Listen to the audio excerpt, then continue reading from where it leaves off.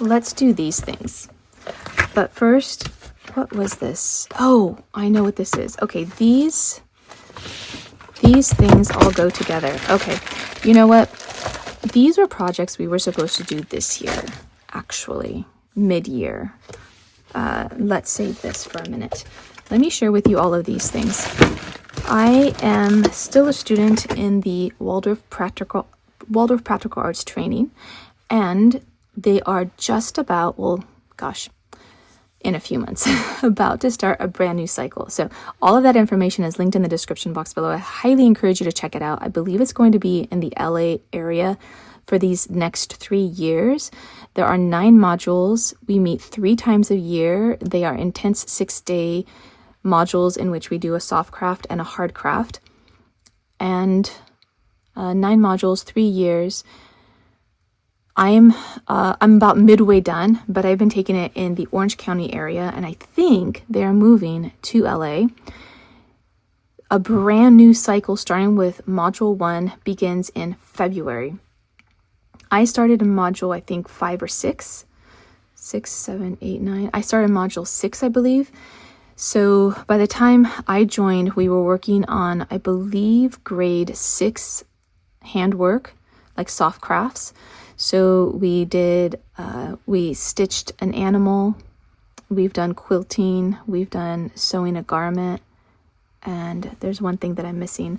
And then in the hard crafts, we've done copper smithing, we've done brass smithing, we've done wood carving, we've done bookbinding, and stone carving. And I'm probably missing, oh, we did a stringed instrument, we made a stringed instrument.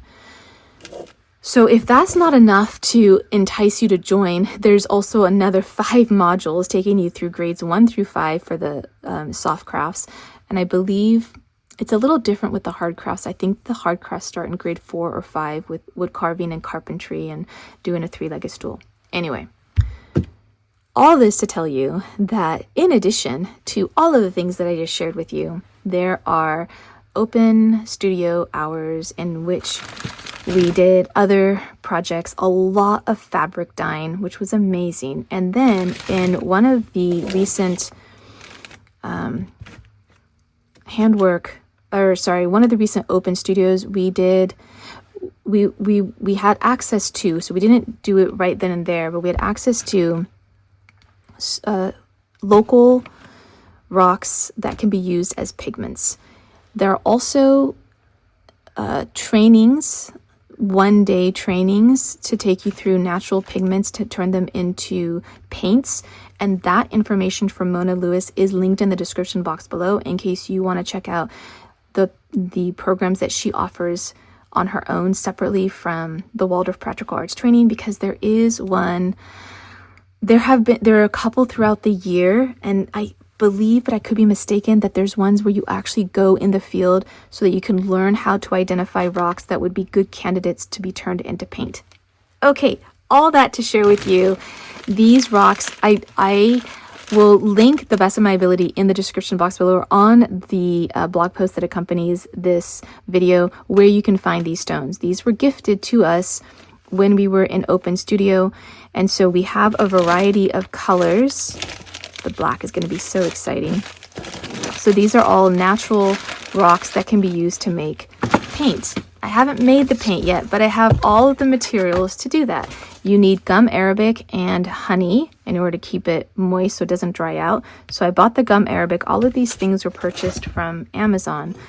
But the splurge, like the gum arabic was like affordable. Even these palettes were affordable. Oh, these are quite large. This is my first time looking at this, even though it's been a couple months since I bought it. But the splurge item was this item, which I believe is from, oh, well, it says it's from China, but I thought it was from Germany. Maybe I misread that somewhere.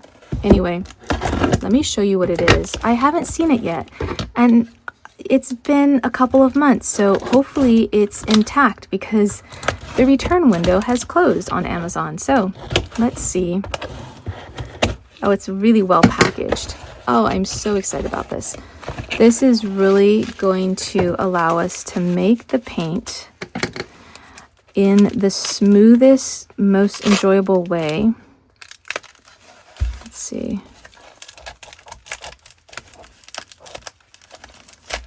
Okay.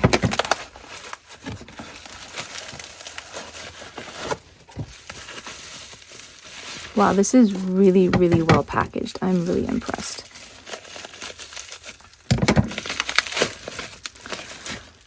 Oh. Is this supposed to look like that? Maybe it is. It's gonna get, I actually don't know. There's like a little dent in there. I forgot what this is called. What is it called? Muller. Muller. Actually, I'm probably pronouncing that wrong. It is to like, not grind, what would you call this? Like smooth out your paint.